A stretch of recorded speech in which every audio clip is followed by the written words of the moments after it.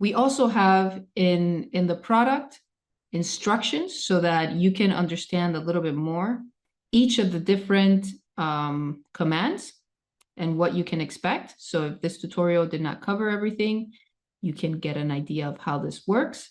And also, of course, your account and sign out and your dark mode and light mode, which I will go into in the next tutorial. So follow along and I can show you how easy it is to create these prompts to communicate with large language models without having to know exactly what you're able to ask for. So we'll go over this in more detail in the next tutorial.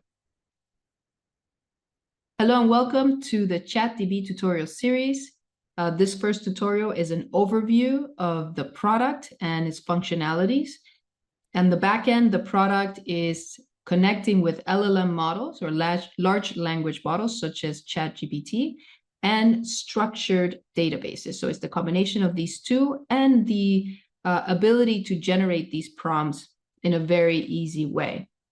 So to give you an overview of the different commands, we have the rank command, and the rank command has 3 different ways to use it. You can rank cities of your choice, you can rank top 10 cities of a state, and you can rank top 10 tracts of a city. In this case, we've ranked the top 10 cities of the state of Florida, and you can see them. And these are based on cumulative values that, how it ranks in population density, median income, median rent, ownership percentage, employment percentage, crime reduction, and race diversity. And these are how it has grown over time.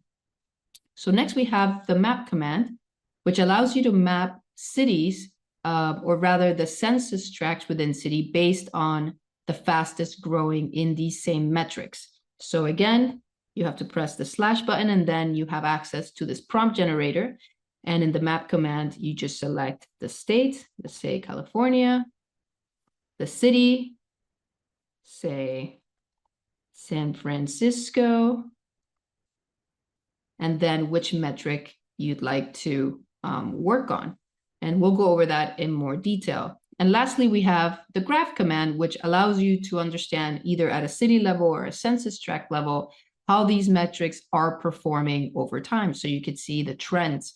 Is population growing or shrinking? So for example, let's say this is the tract with the fastest growing population, 37.10, and here we wanted to see what the median income looked like and also what the race distribution looked like. We have a huge increase in the Hispanic population and a huge decrease in the white population and Black population. So the way the way graph works is also you choose whether it's at the city level or at the census tract level. You choose the state, let's say New York,